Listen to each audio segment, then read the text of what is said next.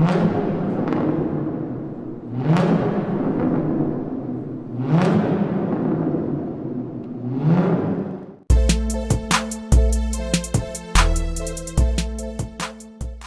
A7 First Drive Review, more than just a prettier face. Cape Town, South Africa. The 2019 Audi A7 is a stone-cold fox, plain and simple. From its rakish squint to its faceted tail, the new Sportback updates the design-centric theme that originated in 2009 with striking, fresh sheet metal. But while the original A7's big hatchback layout was a novel packaging exercise paired with a somewhat compromised rear seat experience, the new model takes a number of technological leaps forward that add some much-wanted substance to that style. For starters, the new A7 shares enough advanced features with the tech-laden A8 to make it among the most sophisticated sedans on the planet, though Audi isn't sharing all of those bells and whistles with the US market. More on that later.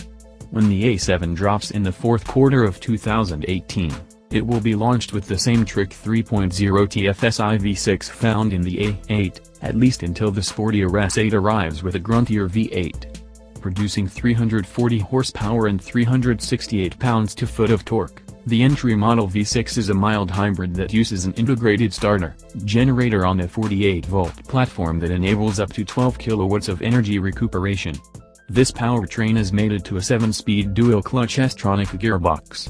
The so-called belt alternator generator, BAS, is capable of coasting with the engine off within certain speed ranges, though US models won't have the coasting feature at launch.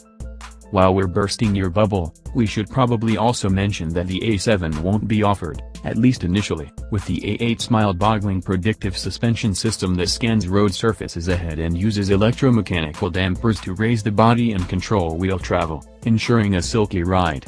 Instead, the A7 will come with a standard steel spring setup at launch, and an adaptive air suspension will likely be offered as an option.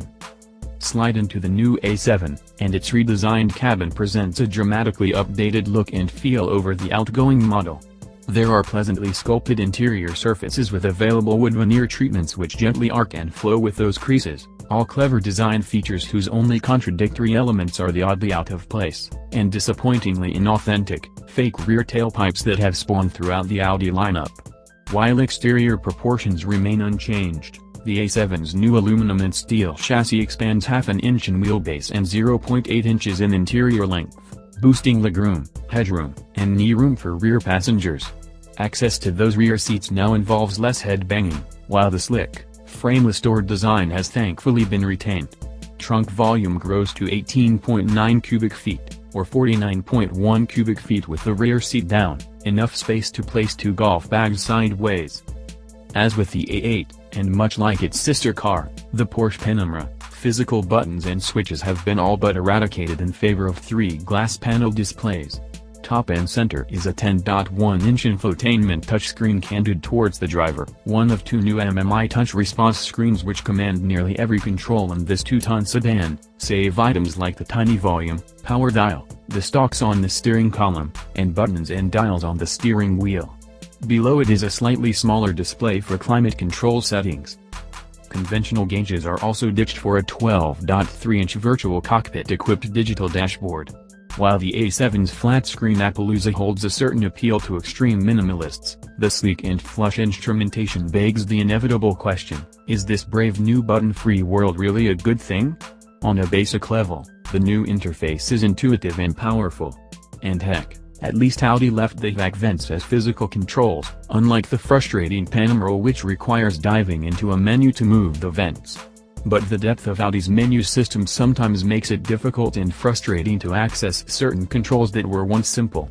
The touchscreens also lack the tactical satisfaction of physical buttons, not to mention the fact that more attention and precision is required when aiming your fingertip at a small area on a screen in a moving car.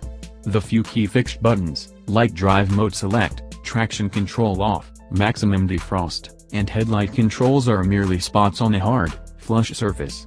Again, the setup works, but without the same physical reassurance as a real button.